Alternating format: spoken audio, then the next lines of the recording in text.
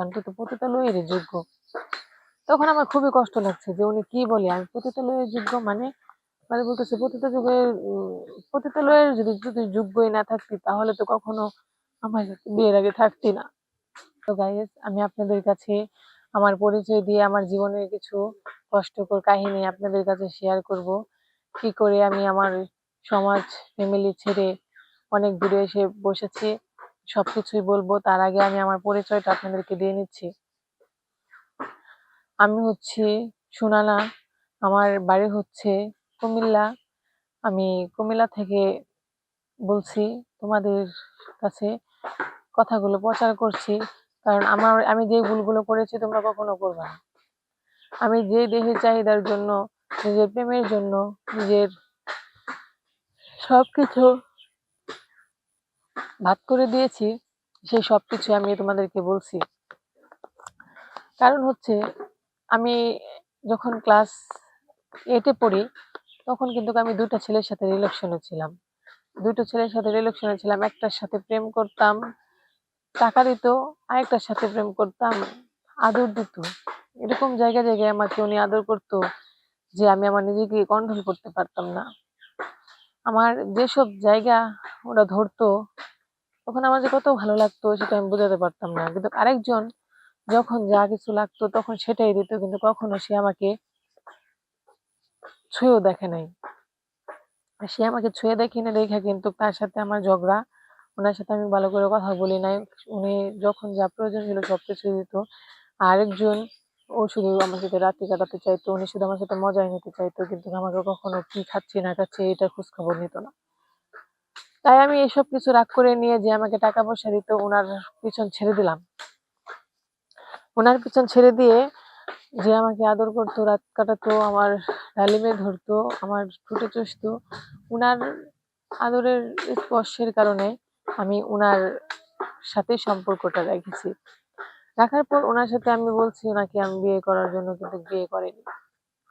বিয়ে না করার কারণে আমি অনেক ভেঙে পড়ি, কারণ ওনার সাথে তো সবকিছু আমার হয়ে গেছে, তাহলে বিয়ে করতে বলতেছি বিয়ে করে না, এই সবকিছু নিয়ে। কিন্তু যে প্রকৃতি ভালোবাসলো ওনার ভালোবাসার কোনো মূল্য আমি দিই নাই। শুধু আমি আমার নিজের দেহের চাহিদাটাই বুঝেছি, একজনের মনটা বুঝি নাই। যেরকম আমি ওর মনটা বুঝি নাই, এরকম ও আমার মনটা বুঝে নাই, আমাকে রেখে চলে গেছে। তারপরে একদিন আমাকে অনেকজনের হাতে তুলে দিছে, ওই লোকটা আমাকে অনেকজনের হাতে তুলে দিছে।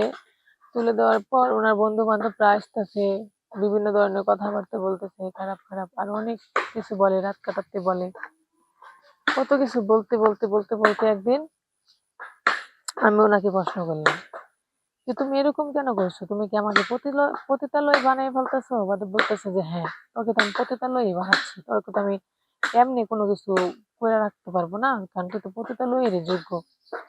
তখন আমার খুবই কষ্ট লাগছে যে উনি কি বলে, আমি পতিতালয়ের যোগ্য মানে মানে বলতেছে পতিতালয়ের যদি যদি যোগ্যই না থাকতি তাহলে তো কখনো আমার সাথে বিয়ের আগে থাকতি না।